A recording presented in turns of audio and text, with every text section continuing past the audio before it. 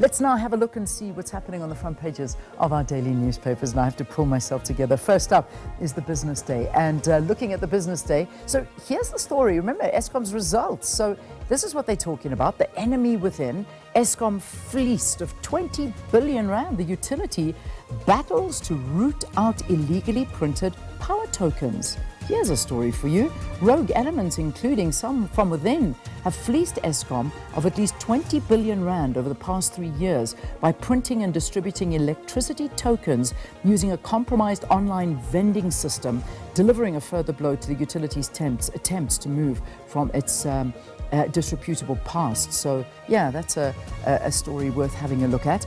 The photograph on the front page, protesters gesture in front of riot police during a demonstration against frequent power outages and water shortages. That's in Antananarivo in Madagascar. This photograph was taken yesterday. Capitec backs informal economy narrative.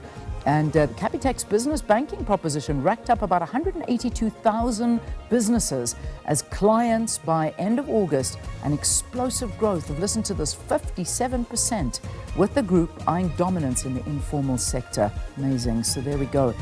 Military court gives Kabila the death sentence. Did you hear the story? So the former DRC president, Joseph Kabila, sentenced to death. This is in absentia on Tuesday by a military court that convicted him of war crimes. Goodness me, this stems back to the whole thing with Rwanda. So what a story. State fund targets gold, copper for junior miners. So yeah, that's the business day. Let me leave that one there. Let's get to the Daily Dispatch now. And this front page, let me just quickly get it for you there. The photograph there of Julius Malema walking. Guilty grin. EFF Julius Malema leaves the East London Magistrates Court on Wednesday after being found guilty on several firearm charges. And their headline, Malema to fight guilty verdict all the way to the highest court. The leader blames the case outcome on racist reasons to appease AfriForum and Donald Trump. For a revolutionary, going to prison is a badge of honor, EFF leader Julius Malema said on being found guilty on those firearm charges. So that's what he had to say outside of the court. What else have I got on the front page there? I think that's pretty much so. There's a whole timeline of events. They go big on that story. So that's really the big story on the Daily Dispatch. Then let's move on to the next one, which is, of course, The Witness. The Witness still focusing in on Mthethwa death, and the family demands answers from the ANC.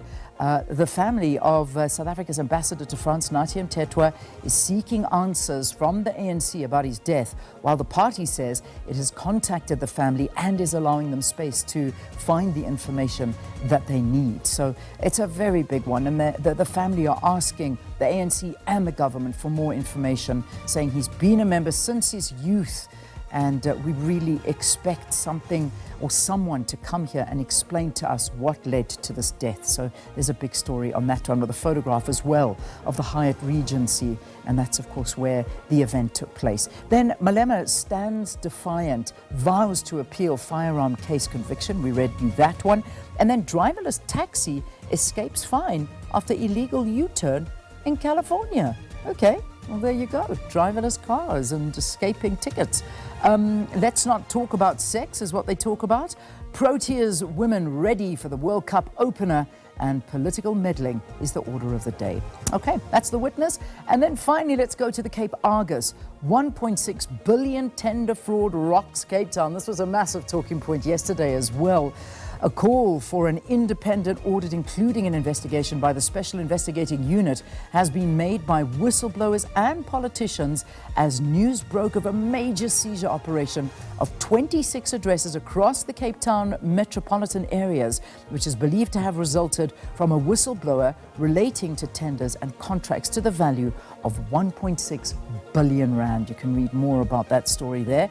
And this is the other story we're covering in the news. Attending the second P20 meeting of women parliamentarians in Claremont. The meeting forms part of the historic first P20 held on the African continent. And Malema announces appeal.